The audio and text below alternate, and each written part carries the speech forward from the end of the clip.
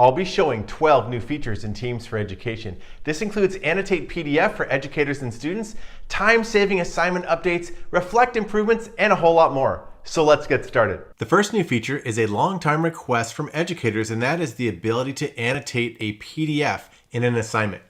I'll go to Assignments here as an educator and click Create and then New Assignment. We'll give it a quick title and instructions. Okay, TPS report explorations, and I want the students to add their own TPS report to the assignment and to make it a PDF. And I'm going to go click Assign. Now we'll flip over to the student. I'm signed in as the student, and here is my TPS report explorations assignment. I'm going to open this up. Now I'll click Attach, and I'm going to add my TPS report PDF to this assignment. Okay, here is my Next Gen TPS report PDF. Now I'm going to open this up and then click Edit. Now as a student on the right hand side, you can see that I can edit and annotate my PDF as well. I'll click a pen here and we will choose a nice purple color, and I'm going to sign my name. Nice signature with the mouse. I can go and highlight some things here as a student, or I can erase. So you have quite a few options as a student. And now I will click Save Changes to save these back to the PDF. And now I'll click Close. So my PDF is all ready to turn in to the teacher. I'll go in the upper right and click Turn In. Next, I'll switch back to the educator and show what it looks like in the SpeedGrader. I'm signed back in as the educator, and I'm going to open up TPS Report Explorations, and we'll scroll down and open up that assignment that was just turned in. There's Ashley, and here is that PDF. I can go again and click Edit, just like I did with the student. A teacher can do this too. And I'll pull out my nice red pen, and now I can mark up right here on the page. I can point to the arrow right there on the TPS report, scroll down, circle some things. And if you have a stylus, you can do this with a device. I'm just using a mouse. You can do all the same things that I was showing before. Now as the educator though, you can do this in your SpeedGrader. And when I'm done, I can just go Save Changes and move on to the next student. The second new feature allows educators to easily send little reminders to students that might have late assignments. I'll open up this assignment here that I've already sent out. And here's a set of students that I still need to return it to. They've not turned it in. This one student has. I'll select these three students right here, Aaron, Henry, and Ella. And when you select them, you're going to see a couple options. One of the options is to send a reminder. I'm going to click this. It'll give me a confirmation. A notification will be sent to each of these selected students, reminding them. And this will show up in their activity bell. So you'll ping them inside of Teams. So I will click Send. And now all those three students just got a ping in Teams. The third new feature is in the same area. I'm going to select a student here, Erin Collins, and I want to give her an extended due date. When you select that student in the list here, you're going to get Extend Due Date. And I just want to extend the due date for her. She has some extenuating circumstances, and I want to give her a little more time. So I'll select a different due date. We'll make it due January 12th, and we'll make it due at 10 a.m. and then click Done. Now this student, Erin, has a special due date. It shows up right here, so you can know she has an extended due date. The rest of the class has the original due date. The fourth new feature is also in this assignment list. I can select a couple of students and leave bulk feedback at the same time. Maybe I want to leave the same type of feedback across a set of students. I can just go here, type in my feedback, great job, and click Done. Now what happens is that will bulk put it across the board. And in this case, the students didn't turn it in. I'm just giving you a demonstration. You typically do this if they've all turned it in. Maybe you just want to bulk leave something across the board. The leave feedback and extend due date are in public preview rolling out globally right now. So if you don't quite see it, you should see it in a couple days in early January. The fifth new feature is the Reflect Mindful Coloring Book. I'm signed in as a student, and I will go over and click on Reflect. And this is the student's version of Reflect. There is a new option that is Coloring Book right here. This is the redesigned Reflect student homepage, and lots of fun things. I've showed other examples in the past, but the newest one is the coloring book. So I will click here. This is the Reflect coloring book, and there are different emotions along the bottom. So one's about focused, frustrated, happy, included. So you can choose a page that you want. I can go over here, and there's lots of different options. I can go random, or I can choose one. So I'm going to do, why did you feel successful recently? And I'm going to go over here and start clicking on the colors. So I'll click here, and there's my little feelings monster. He's now green. Maybe I want to give him a red tongue like this. Give it a nice sky blue background with the white clouds. Here is my mountain, and I can click different parts of it. So it's very easy to color different aspects right here. I'm clicking on some green and give it a little bit of shading. maybe some more green here. There's some green on the mountain as well. And it's very quick and easy to start making a really fun design. And we're gonna finish this up, get a few more little places.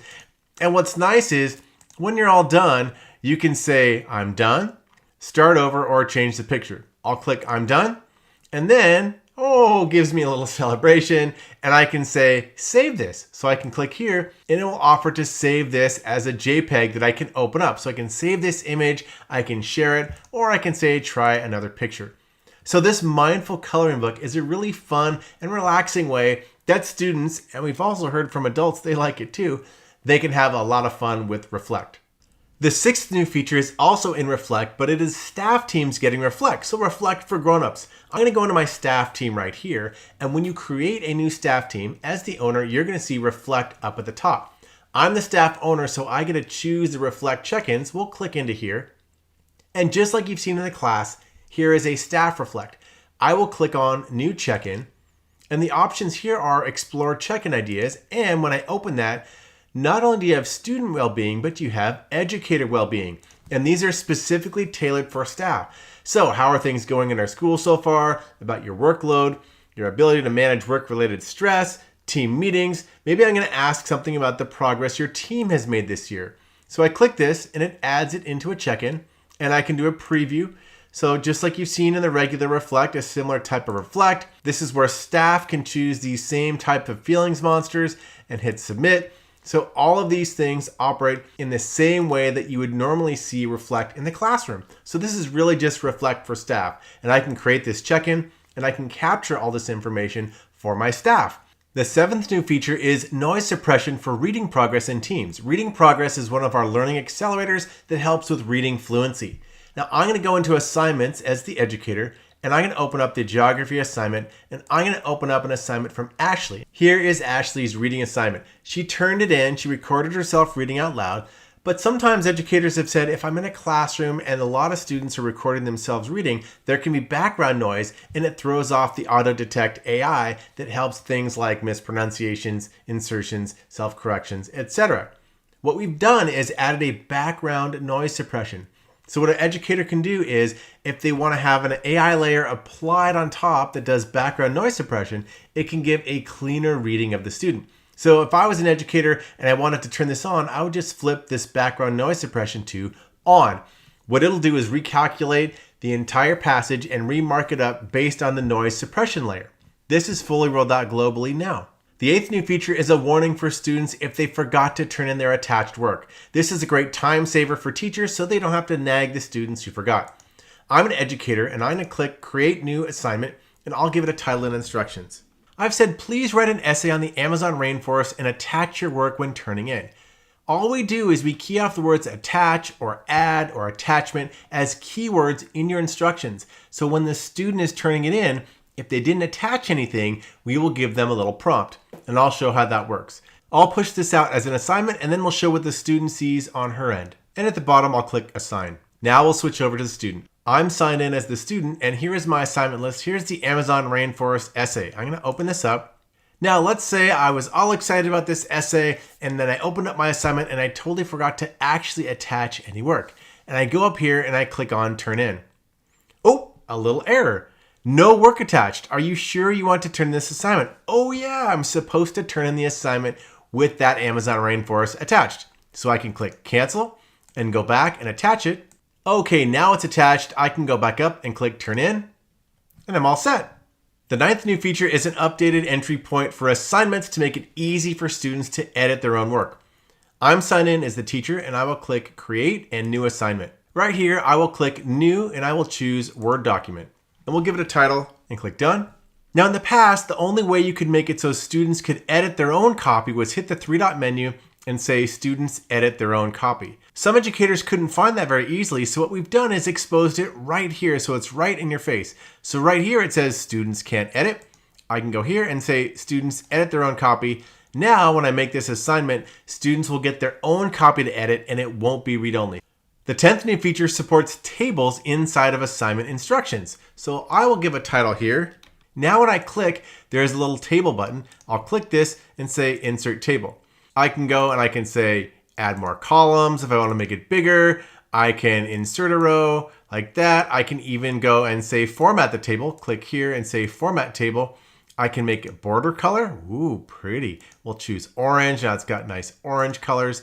I can go and delete the entire table or delete columns and rows. Now I can fill out my table and I can put whatever I want to into that table. I can even click here and size it to make it bigger like that.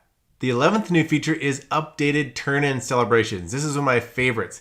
I'm signed in as a student and I'm gonna open up this assignment here and I'm gonna just turn this in so you can see an example of one of the newest turn-in celebrations. And it's different every time for the student. So in the upper right, I'll click turn in. Hey, there's a new little celebration. Woo! The 12th new feature is the School Connection app, which is built into the Teams mobile consumer app on iPhone or Android, and it lets educators keep in touch with parents on how students are doing.